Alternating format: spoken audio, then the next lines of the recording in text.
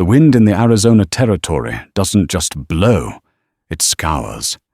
It peels the paint from the signs, steals the moisture from your lips, and whispers lies into the ears of desperate men. In the summer of 1878, in the godforsaken town of Redemption, Gulch, that wind, carried the stench of death and the fever of a mad preacher's prophecy. They said the land demanded a sacrifice to quench its thirst. They said the Apache spirits required an offering to stay their wrath. And they chose her, Isabella Montoya, a girl whose only sin was her beauty, and whose family owned the last working spring. This isn't just a story of the Wild West. It's the story of a lie so monstrous it nearly tore a town apart, and the one man who stood between a girl and the jaws of fanaticism. The sun was a merciless hammer over Redemption Gulch. For 97 days, it had beaten down on the clapboard buildings, cracking the earth into a mosaic of despair, and turning the once proud Purgatory Creek into a dusty, snake-filled scar. Cattle their ribs like ghastly xylophones dropped where they stood. The town's main well had run dry a month ago, followed by the secondary one last week. Now the entire town, its 200 souls, was at the mercy of a single stubborn spring that bubbled weakly on the far edge of the Montoya ranch. Isabella Montoya felt the town's thirst like a physical weight. At 19, she had a quiet strength that belied her slender frame. Her hair was the color of polished jet, often tied back in a practical braid that did little to tame the rebellious strands that framed a face of soft curves and determined lines. Her eyes, the deep brown of wet earth, saw too much. They saw the hollowed cheeks of Mrs. Gable's baby, the anxious glances of men who had forgotten the feeling of a full canteen on their hip, and the rising dangerous fervor in the sermons of Reverend Silas Thorne. Her family, the Montoyas, had been on this land since before it was a territory, back when it was just a vast, untamed expanse under the Spanish crown. They were respected, but they were also outsiders. Their Catholic faith and Spanish tongue set them apart from the mostly Anglo-Protestant townsfolk. Their ownership of the last water source had turned that quiet separation into a simmering, palpable resentment.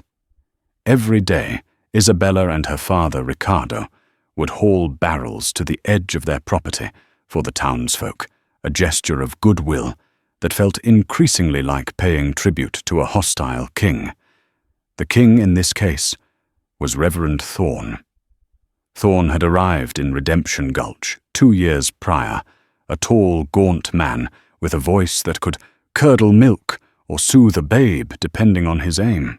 His eyes were the pale, washed-out blue of a winter sky, and they seemed to look straight through a person weighing their sins on some invisible, divine scale. He had built his church, the first chapel of the penitent Redeemer, with his own hands and the donations of a flock desperate for hope. But as the drought wore on, his sermons had shifted from messages of hope to fire and brimstone warnings of divine retribution. He spoke of the town's decadence, its greed, its failure to properly appease the Almighty, and increasingly he spoke of the Apache. The Chiricahua Apache, led by the formidable and cunning Mangas, were a people forged in this harsh landscape. Their raids on outlying ranches and supply wagons were the stuff of campfire horror stories. To the people of Redemption Gulch, they weren't people. They were a spectral force of nature, a personification of the land's own savagery. Thorne used this fear as a weapon. He claimed the drought was not a natural occurrence, but a curse laid upon the land by the Apache's pagan gods, a curse the white man's god allowed as punishment. The land is angry, he had thundered from his pulpit the previous Sunday, his voice echoing in the stifling heat of the chapel. It thirsts the heathen spirits summoned by the incantations of the Apache demand appeasement. We have been prideful, and the Lord God has turned his face from us, leaving us at the mercy of the savage and the dust. Isabella had listened from the back, her stomach twisting. She had come not out of faith in Thorn's God, but to keep an eye on the town's mood. What she saw terrified her. The faces staring up at him were no longer just desperate. They were spellbound, their fear being molded into a sharp and ugly tool. Then the stranger arrived. His name was Cole Marshall. He rode into town, not with a swagger, but with a quiet economy of motion that spoke of long, hard miles. His horse, a lean buckskin, was tired but cared for. The man himself was of a piece with the landscape sun-weathered, with a face that looked like it had been carved from rock and left out in the wind. His eyes were a startling grey, watchful and missing nothing. He didn't check into the hotel, but bought a few supplies from Henderson's Mercantile, paid in solid coin, and made a cold camp just outside of town, within sight of the Montoya's spring. Cole wasn't a lawman or a cowboy. He was a former army scout, a man who had spent years tracking Apache war parties for a government he no longer trusted, learning their ways and their language until he was caught between two worlds, belonging to neither. He had come to Redemption Gulch for a reason he kept to himself, to find the grave of a friend who had died in a skirmish nearby years ago. But what he found instead was a town simmering like a pot left too long on the fire. He watched Isabella Montoya make her daily water deliveries. He saw the grace in her movements and the steel in her spine as she ignored the resentful stares. He saw the way she cared for her mother, Elena, whose cough grew worse with every dust-choked day. And he saw Reverend Thorn circling to the town's fear like a vulture. The breaking point came on a Tuesday. A child died. Little Martha Gable, whose whimpers had become a constant tragic soundtrack in the town, finally succumbed to dehydration fever. The collective grief was a raw, open wound. Thorn saw his moment. He called an emergency town meeting that evening in the chapel.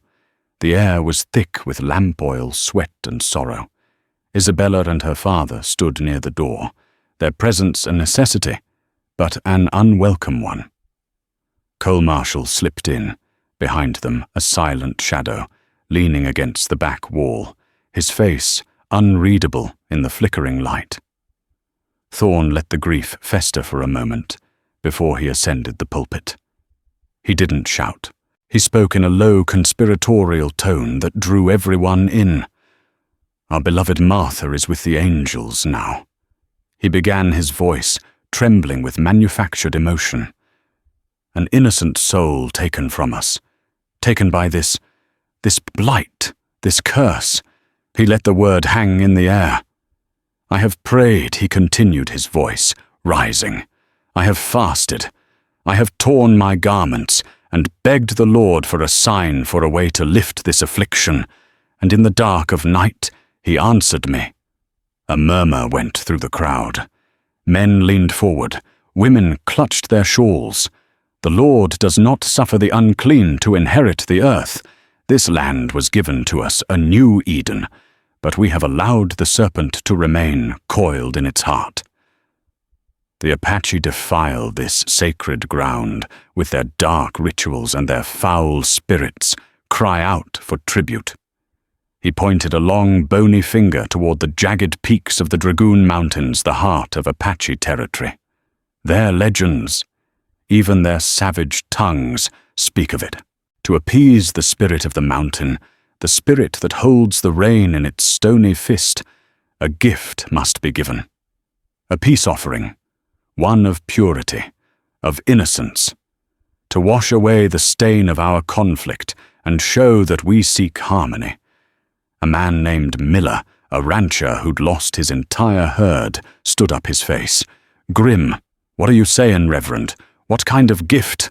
Thorn's pale eyes scanned the crowd, his gaze finally landing with surgical precision on Isabella Montoya. A collective gasp sucked the air from the room. The spirits of the savage, like the Lord our God in the times of old Abraham, demand a pure offering, Thorn declared, his voice now booming with righteous certainty. A virgin given to the mountain to be taken as a bride by the Apache chief himself. An offering of peace to sanctify this land and bring the rain. A holy offering to wash away our sins. Ricardo Montoya lunged forward, his face a mask of rage. "You are a madman, un demonio." Two burly miners grabbed him, pinning his arms. Isabella stood frozen, the blood draining from her face. Every eye in the room was on her. She saw not her neighbors, but a mob of strangers with feverish eyes. She saw hunger, fear, and a terrifying, unholy hope.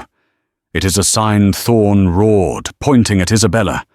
"Her family holds the last of the water, hoarding it, as the Lord's chosen people thirst. She is of a different blood, a different faith. She is the perfect offering, pure, untouched, a lamb to be given so the flock may survive." The chapel erupted. Some voices cried out in horror, but they were drowned out by those shouting in agreement. It was madness, a mass hysteria fueled by heat, grief, and desperation. The idea was monstrous, but to a dying town, any solution, no matter how insane, felt like salvation. From the back of the room, Cole Marshall pushed himself off the wall. His hand didn't go to the cult peacemaker on his hip. He simply watched, his grey eyes turning to chips of ice. He had seen men do terrible things for gold, for land, for revenge. But he had never seen a man use God to sentence an innocent girl to a fate worse than death. The town of Redemption Gulch was about to commit a terrible sin, and Cole knew with a certainty that settled deep in his bones that he was not going to let it happen. The verdict was sealed not by law but by the fevered consensus of the mob. Isabella Montoya was to be taken in 3 days' time to a place called Shadow Canyon, a neutral ground sometimes used for parleys and left for the Apache. The townsfolk, in their deranged logic, believed a party of warriors would find her and deliver her to their chief mongers as a peace bride. It was a human sacrifice, dressed in the robes of diplomacy. Isabella was confined to her home, a prisoner of the very people she had helped to keep alive. 2 grim-faced men from the town, armed with rifles, stood guard outside her door. Her father, Ricardo, paced the small adobe house, like a caged jaguar, his face etched with a despair so profound it was terrifying to behold. Her mother, Elena, had taken to her bed, her weak cough, now punctuated by heart-racking sobs. The spring on their land had been seized by the town council, which was now just a puppet body for Reverend Thorn. Isabella herself felt trapped in a nightmare. She sat by the window, staring out at the parched land, feeling a cold, creeping numbness. This wasn't happening. It couldn't be. These were people she knew, people she'd grown up with. Mrs. Henderson, the mercantile owner's wife, had taught her how to bake. Mr. Miller had given her a pony when she was a child. Now they were willing to sacrifice her to a ghost story. She wasn't just afraid. She was heartbroken by the betrayal. On the second night, a pebble tapped against her window pane. She flinched, her heart hammering against her ribs. Another tap. Peeking through the curtains, she saw a tall silhouette standing in the moonlight. It was the stranger, Cole Marshall. He beckoned her silently. Her mind raced. Was he one of them, another fanatic? But there was a stillness about him, a competence in his posture that spoke of anything but hysteria. Taking a desperate chance, she slipped out the back door, her bare feet silent on the cool earth. He was waiting in the deep shadows of a mesquite tree. "Miss Montoya," he said, his voice a low rumble. "We don't have much time. Who are you, she whispered, clutching her shawl.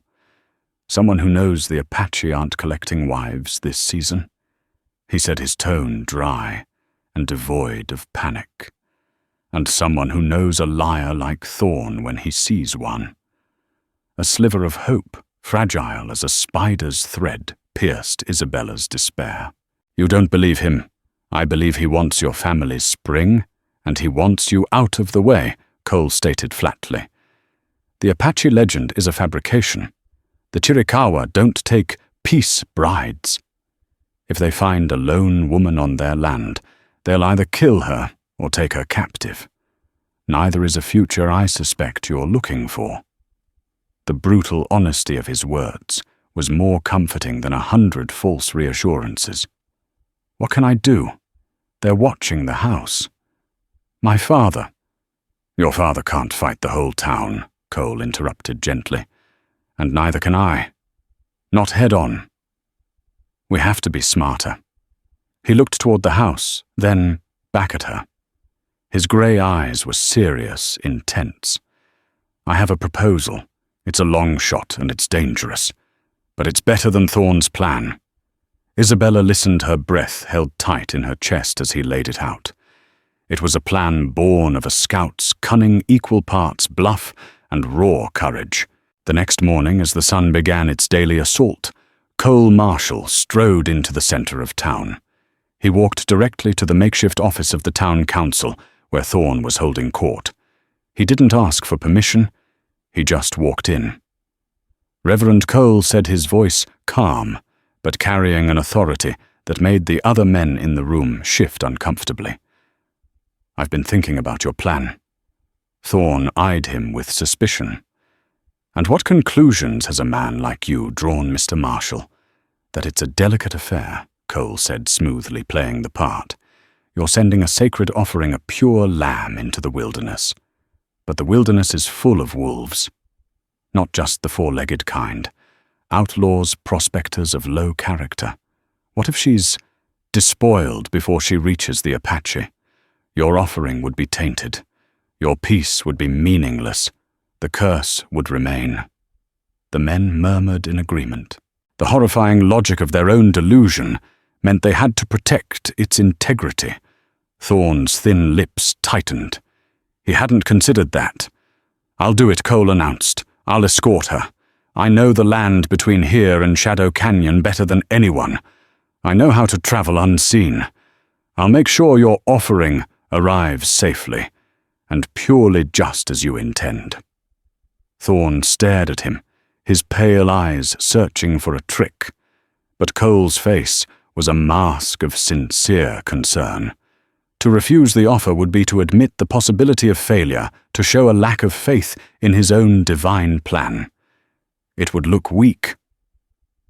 Thorn, a man obsessed with the appearance of strength and control, was caught in a trap of his own making. "A commendable offer, Mr. Marshall," Thorn said slowly, a cold smile touching his lips. "A sinner seeking to aid in the work of salvation." "Very well. You will escort her. But be warned," he added, his voice dropping to a menacing whisper, "2 of my most trusted men will ride with you at a distance. If you deviate from the path to Shadow Canyon, if any harm comes to her that is not at the hands of the Apache, they have orders to shoot you first and her second. The offering mustn't be allowed to escape her destiny." It was a devil's bargain, but it was the only one on the table. The journey began at dawn. Isabella, dressed in a simple white cotton dress Thorn had decreed was suitable for a sacrifice, said a tearful, desperate goodbye to her parents. Ricardo pressed a small silver cross into her hand. "Vaya con Dios, mija," he whispered, his voice breaking. Cole helped her onto a sturdy mare. He was all business, his face grim. The 2 men Thorn had appointed, a pair of hulking, sullen miners named Cobb and Riley, watched from 100 yards back, their rifles held ready. As they rode out of Redemption Gulch, the silence between Cole and Isabella was heavy. The town faded behind them, a smudge of brown against the vast, indifferent landscape. For the first few hours they simply rode, putting distance between themselves and the madness they'd left behind. "They're following," Isabella said, her voice barely a whisper. "I know," Cole replied without turning. "Let them. They're miners, not trackers. In the broken country ahead, we'll lose them." He was true to his word. Cole led them not on the main trail, but through a winding maze of arroyos and canyons that would be invisible to anyone not intimately familiar with the terrain. He moved with a purpose that calmed Isabella's frayed nerves. He showed her how to read the sun for direction, how to listen for the telltale rattle of a sidewinder, how to conserve her horse's energy. That night, they made a cold camp in a rock shelter that was almost a cave. Cole built a small smokeless fire using dry hardwood, its heat a welcome comfort against the surprising chill of the desert night. Cobb and Riley were nowhere to be seen. "Are they gone?" Isabella asked, huddling by the flames. "For now," Cole said, handing her a piece of jerky. "They'll pick up our trail by morning, but we'll have a few hours' lead. Eat. You need your strength." As they sat in the flickering firelight, the wall of silence between them began to crumble. Isabella asked him about his life, about being a scout. Cole spoke hesitantly at first, then more freely, of the vast, beautiful and dangerous land he had traveled. He spoke of the army with a weary cynicism, but spoke of the Apache with a grudging respect for their resilience and knowledge of the land. He never sugarcoated the danger they posed, but he painted them as people, not the demonic caricatures of Thorne's sermons. "Why are you doing this, mister?" Marshal Isabella finally asked the question she'd been holding in her heart all day. "You don't know me. You could have just ridden away." Cole stared into the fire, his weathered face softened by the flames. "I had a friend," he said, his voice quiet. "An army surgeon named Dr. Samuel Finch. He believed in helping people no matter who they were. He patched up soldiers, settlers, even a wounded Apache boy once.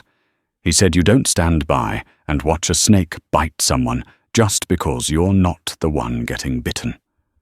Some folks in a town, not unlike Redemption Gulch, thought he was a traitor for it. He was killed in an ambush. I came here to find his grave." He paused, his gaze meeting hers. "Standing by while Thorne fed you to the wolves felt like letting my friend die all over again. Some things a man just can't abide." In that moment, Isabella saw past the stoic exterior to the core of the man. She saw a deep-seated decency, a code of honor forged in hardship. Her fear began to recede, replaced by a tentative blossoming trust. They traveled for 2 more days. The landscape grew wilder, more imposing. The flat desert gave way to foothills littered with giant saguaros that stood like silent sentinels. They shared their dwindling water, their quiet conversations, and the constant unspoken tension of their flight. Cole taught Isabella how to handle a small revolver he'd tucked in his saddlebags, showing her how to aim and control her breathing. "I hope you never have to use it," he said grimly. But hoping isn't a plan. She in turn told him of her life, of her dreams of one day seeing the ocean of her love for her parents, of the music and stories her mother had filled their home with. He listened intently, and she felt for the first time in a long time like a person again, not just a symbol or a sacrifice. A subtle bond was forming between them, woven from shared danger and mutual respect. On the 3rd day, they reached the foothills of the Dragoon Mountains, a formidable wall of jagged rock that clawed at the sky. This was the entrance to Apache territory. "Shadow Canyon is 2 miles east of here," Cole said, reining in his horse. "That's where Cobb and Riley will expect us to go." He pointed his chin to the west, toward a narrow, forbidding gap in the rocks. "And that's where we're going." "What's in there?" Isabella asked, her eyes wide. The heart of the beast, Cole replied grimly. We're not going to Shadow Canyon to be left as an offering. We're going to find Mangus himself. It's the only way to kill Thorn's lie for good. We're going to the Apache camp. Isabella looked from the dark, menacing canyon to Cole's determined face. Riding into the stronghold of the feared Apache was an act of insanity. But staying and waiting for Thorn's men to find them was a death sentence. She looked at the man who had risked everything for her, the man who spoke of honor and friendship, and she nodded. I trust you, Cole, she said, using his first name for the first time. The name felt right on her lips.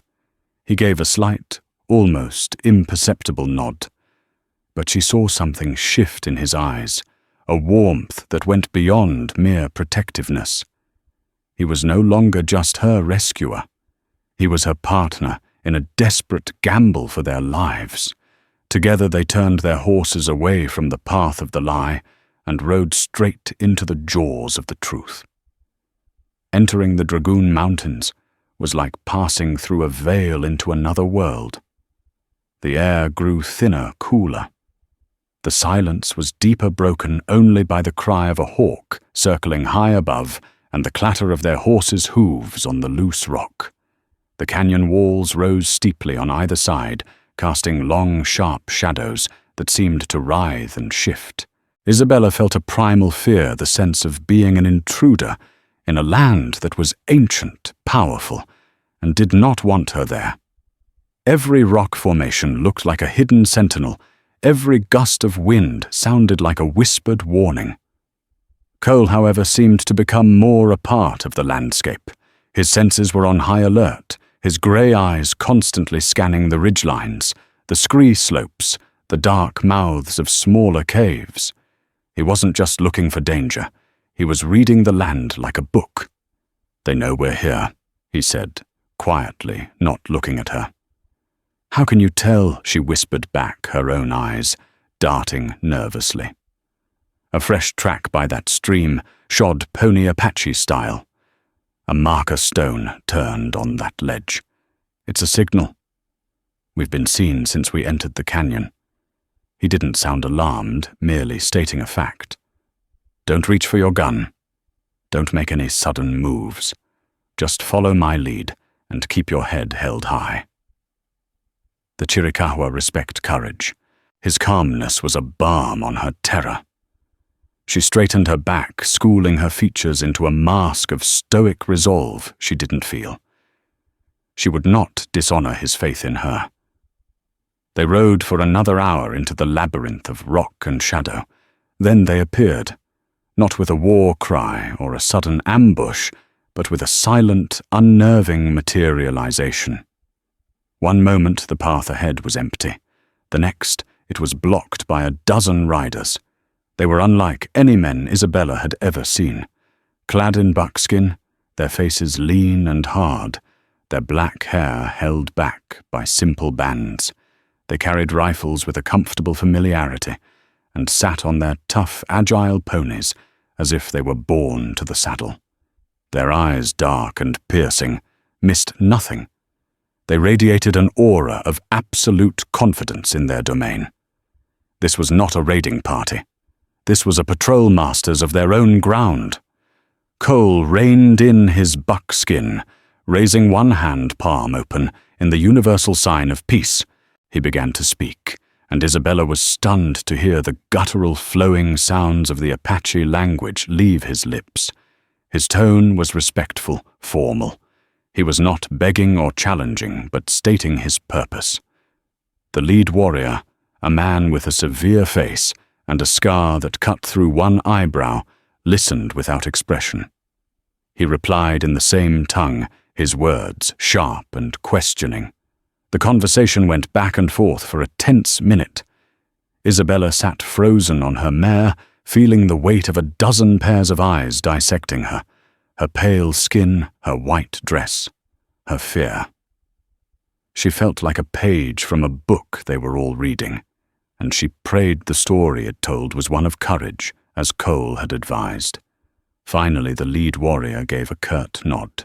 He gestured for them to follow. 2 riders fell in behind them, and the rest fanned out, melting back into the landscape as silently as they had appeared. They were being escorted. "What did you tell them?" Isabella breathed, her throat dry. "I told them my name, that I was once a scout for the Bluecoats. But I walk my own path now," Cole said in a low voice. "I told them I seek counsel with the Nantan Mangas on a matter of great insult to his people, and a great danger to a woman of peace. A matter of insult. Thorn's lie is the worst kind of insult, Isabella. He used the Apache name to justify his own greed and fanaticism. He painted them as baby-stealing, woman-demanding monsters. If Mangas hears what was said, he will be furious. My only hope is that he'll be more furious at Thorn than at us for bringing the news." Their path led them deeper into the mountains, finally opening into a hidden valley. It was a place of breathtaking, rugged beauty. A clear stream ran through a meadow dotted with wildflowers, and cottonwood trees offered shade.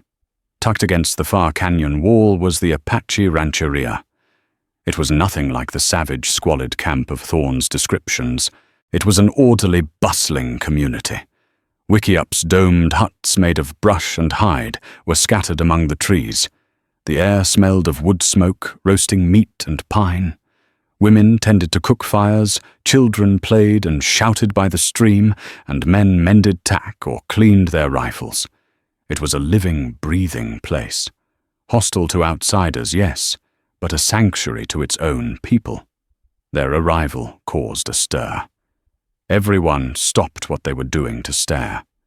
The stares were not friendly. They were hard suspicious and full of a deep historical weariness of white intruders. A young warrior, his face painted with black and yellow lines of aggression, stepped forward, his hand gripping a long knife. He spat a harsh question at Cole. Cole ignored him, keeping his eyes on the largest Wickiup in the center of the camp. He dismounted, then turned and helped Isabella down his hand, briefly steadying her arm. The simple gesture was one of protection and partnership, a clear signal to all who watched. An older man emerged from the central Wickiup. He was not tall, but he possessed an immense, immovable presence. His face was a mask of deep lines, and wrinkles, a map of a long and difficult life. His eyes, however, were sharp and intelligent, missing nothing. He wore a simple buckskin shirt, and leggings, his only adornment, a necklace of bear claws. This was Mangas. He was not the monster of legend. He was a king in his own crumbling kingdom. He spoke his voice, a low gravel, addressing the young, aggressive warrior, who immediately stepped back, his head bowed in deference. Then Mangas's piercing gaze fell upon Cole and Isabella. Cole began to speak again in Apache, his voice carrying across the silent camp. He spoke for a long time. He did not rush. He told the story from the beginning, the drought, the dying town, the preacher named Thorn. As he spoke, he used his hands painting pictures in the air. He described Thorn's sermon, the co-opting of Apache beliefs, the twisting of their connection to the land. When he got to the part about the Virgin offering, a ripple of disbelief and anger went through the assembled warriors. Mangas's face, which had been impassive, hardened into a granite mask of fury. The insult Cole had predicted had landed. Finally, Cole finished by explaining that he had brought Isabella here not as an offering but as proof of the lie. He had brought her to show that he, a white man, rejected the lie, and to warn Mangas that the preacher in Redemption Gulch was poisoning the minds of his people with dangerous falsehoods. He was asking not for mercy, but for understanding. When Cole fell silent, the only sound was the wind in the pines. Mangas looked at Cole a long, appraising look. Then his eyes shifted to Isabella. He studied her from her simple white dress to the determined set of her jaw. He said something in Apache, a direct question to her. Cole translated softly. He asks if you came of your own free will or if I forced you. Isabella looked directly at the powerful chief. Her voice, when she spoke, was clear and steady, though her heart was pounding. Tell him I came because I trust this man, she said, looking at Cole, and because the truth is more powerful than 1,000 lies. Cole translated her words faithfully. A flicker of something, surprise, perhaps respect, crossed Mangus's face. He spoke again, a longer response this time. He is impressed, Cole said, a note of relief in his voice. He says the white men he has known only speak with forked tongues, either with the lies of the treaty makers or the lies of the whiskey traders. He says Thorn's lie is the most cowardly of all, for it uses another man's spirit to do his dirty work. He is angry, very angry. The tension in the air was still thick enough to cut with a knife. The young warrior, whose name they learned was Cato, was still glaring, unconvinced. He saw only a white woman and a former scout, a traitor to both sides. He argued vehemently with Mangus, gesturing toward Isabella. Cato wants to hold her hostage, Cole murmured.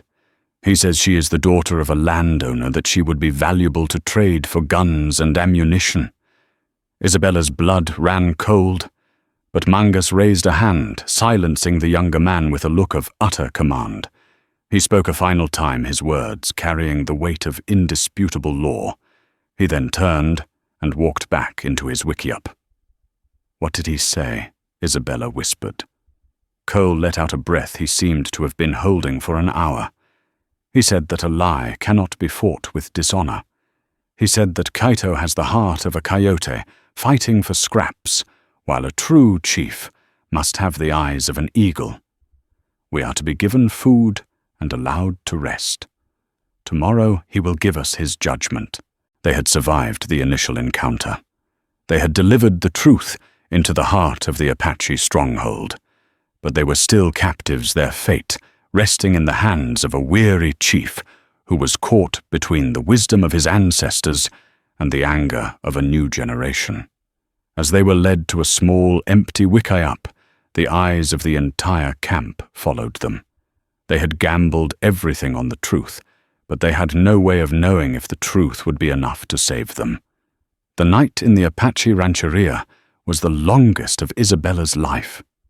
They were treated not as honored guests, but as curiosity's prisoners under a loose but unbreakable guard. An older woman brought them a bowl of stew made with venison and wild vegetables, and a bladder of fresh, cool water from the stream. The food was nourishing, the water a miracle, but every bite was taken under the watchful eyes of the camp.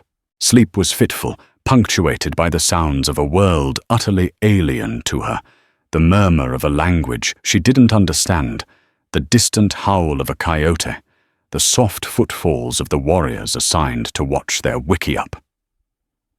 Cole sat near the entrance, a silent guardian. He didn't sleep. He watched the stars through the smoke hole and listened. "Are you afraid?" Isabella asked into the darkness. "I'm not afraid of the Apache," he answered after a long moment. "I'm afraid of what we're riding back to. Unmasking a man like Thorn. It's like cornering a rabid dog. It's when he's most dangerous." His words offered no comfort, only the stark reality of their situation. Their ordeal was far from over. Surviving the Apache was only the first step. Surviving Redemption Gulch would be the true test. The next morning they were summoned before Mangus again. The chief stood in the center of the camp, flanked by his senior warriors. Cato, the hot-headed young brave, stood slightly apart. His arms crossed his face, a mask of sullen defiance. Mangus spoke with Cole, translating in a low, concurrent whisper. "He says he has considered the preacher's lie," Cole murmured. "He says it is a sickness of the white man's spirit to blame the land for their own failings. The sky gives rain when it is ready. The earth gives life when it is respected. It does not ask for the blood of young women. Mangas then produced a small, beautifully beaded pouch. He held it out. He says this is a message for the people of your town. Inside is a single plain white feather. To his people, this is a symbol of peace, but it is also a symbol of a coward. He says to tell your people that this is how he sees the man who sent you a coward hiding behind the name of the Apache. He then handed Cole a Waters-style 1836 flintlock pistol, an antique but well-cared-for weapon. This was taken from a soldier many seasons ago, Cole translated Mangus's words. He says the soldier fought with honor, even when he was outnumbered. He gives it to me as a sign of respect for my choice to face him with the truth rather than run. He says a man who carries truth should also carry thunder to protect it. Finally, Mangus looked directly at Isabella, his ancient eyes seeming to pierce her soul. He spoke a few soft words in his tongue. A faint smile touched Cole's lips as he translated. He says you have the heart of a mountain lion in the body of a dove, and he says to tell your people that the Chiricahua do not need a white woman to be their queen, for they already have the mountains as their mother, their father, and their fortress. With a final sharp gesture, he dismissed them. 2 warriors were to escort them to the edge of Apache territory. Cato watched them go, his eyes burning with hatred, but he didn't move against his chief's command. The ride back was tense and silent. They were no longer fleeing. They were returning to wage a war. The antique pistol was tucked into Cole's belt, a heavy piece of iron and a heavier symbol of the trust he had earned. The beaded pouch with the white feather was in Isabella's pocket, its soft leather a constant reminder of the truth they carried. Their bond had been forged in the crucible of fear and fire. Words were no longer necessary. A shared look, a nod the way he would instinctively position his horse between her and a blind canyon. These were their new language. Isabella knew with a certainty that settled deep in her soul that she was in love with Cole Marshall. It was a terrifying, exhilarating realization. He was everything she had never known she needed: a man of quiet strength, unshakable honor, and a courage that ran bone deep. They skirted the area around Shadow Canyon, knowing Cobb and Riley Thorne's thugs might still be looking for them. They rode hard, pushing their horses, and arrived at the outskirts of Redemption Gulch just as the sun was setting, painting the sky in fiery strokes of orange and purple. They didn't ride in immediately. From a low mesa, they watched the town. They saw lamps being lit. They saw the grim, tired faces of the people. And they saw Reverend Thorne standing on the steps of his chapel, delivering another sermon to a small but rapt crowd. He was cementing his power, turning Isabella's sacrifice into a holy martyrdom. "He's telling them you're with the angels now," Cole said grimly. "He's claiming the sacrifice was a success. He has to be stopped," Isabella said, her voice hard as steel. "Now, before this lie sets in like stone." They rode in not from the main road, but from the east, coming up behind the chapel. They dismounted and moved on foot through the shadows. The sound of Thorne's voice grew louder, dripping with false piety. "And so our pure lamb, our blessed Isabella, has been delivered unto the mountain. She has washed away our sins with her innocence. She has appeased the savage spirits. Soon, my children, soon the rains will come. The Lord has seen our faith, not today." Reverend Cole's voice cut through the evening air. He and Isabella stepped out of the shadows into the lamplight. The crowd gasped as one. People recoiled as if they had seen ghosts.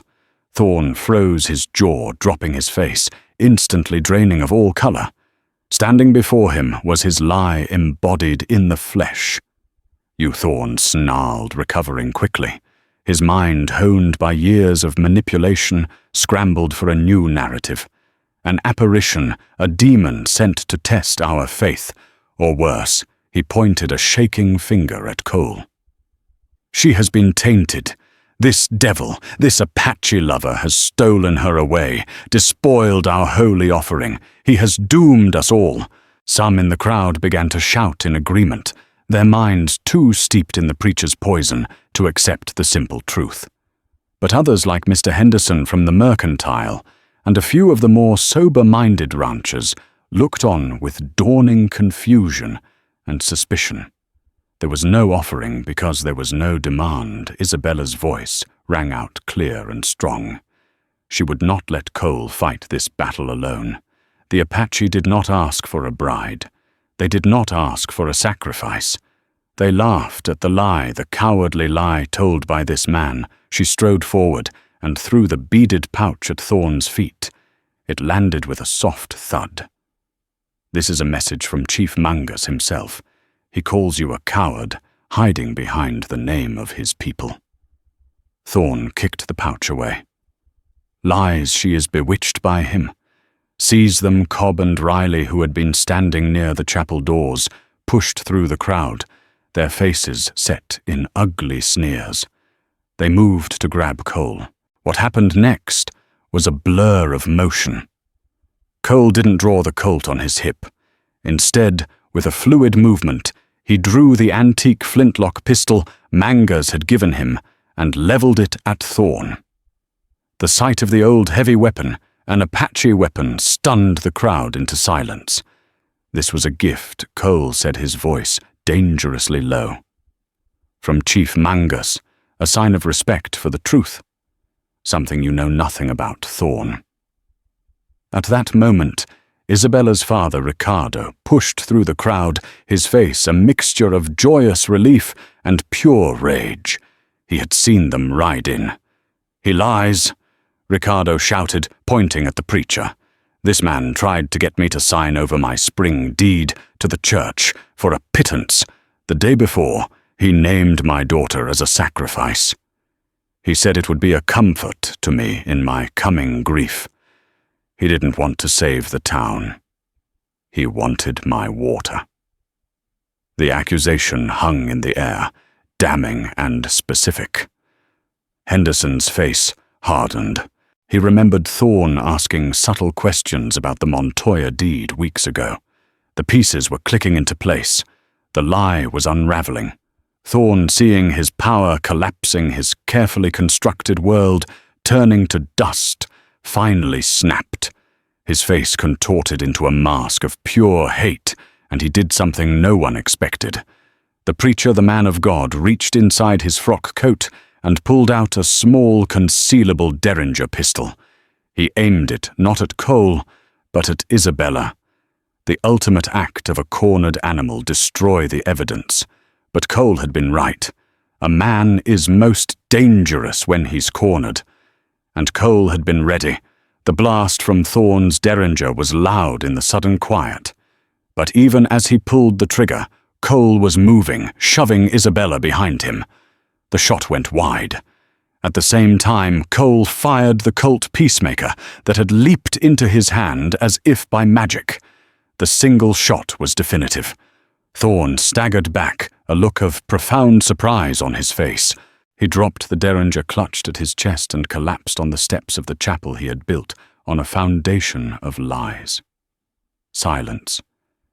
Then a single drop of water hit Isabella's cheek. She looked up. Another drop. And another. A soft, gentle rain began to fall on the dusty ground of Redemption Gulch. It was not a divine reward for a sacrifice, but the simple, inevitable breaking of a long, natural drought. It was the rain of truth washing away the fever that had gripped the town. The crowd stood in stunned silence, the cool drops of rain on their faces, a sobering baptism. They looked at the body of their fallen prophet, at the brave woman he had tried to destroy, and at the quiet stranger who had stood for the truth. And for the first time in months, they felt shame. In the days that followed, Redemption Gulch began to heal.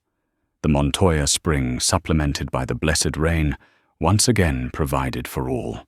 The town council sobered, and ashamed, formally apologized to the Montoya family.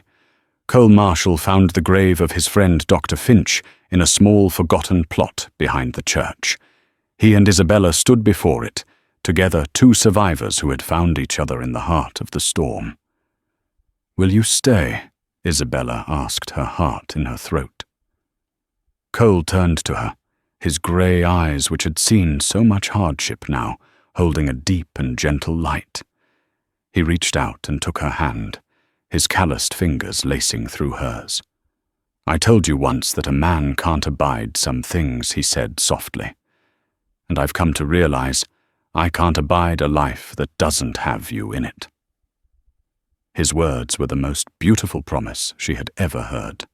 Standing there in the quiet Arizona evening, with the scent of damp earth and new beginnings all around them, Isabella Montoya knew she was home.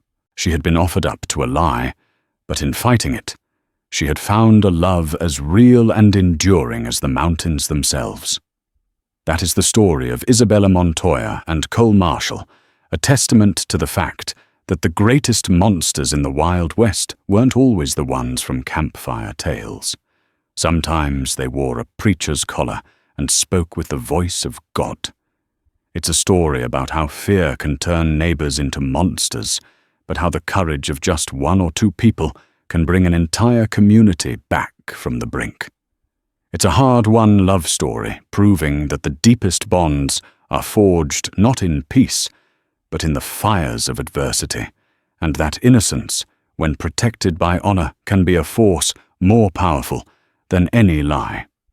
If this story of grit, love, and redemption in the unforgiving West moved you, please give this video a thumbs up. Share it with someone who appreciates a real tale of the frontier, and most importantly, subscribe to our channel for more stories that bring the raw, dramatic, and often forgotten history of the American West to life. Click that bell so you don't miss a single one. Thanks for listening.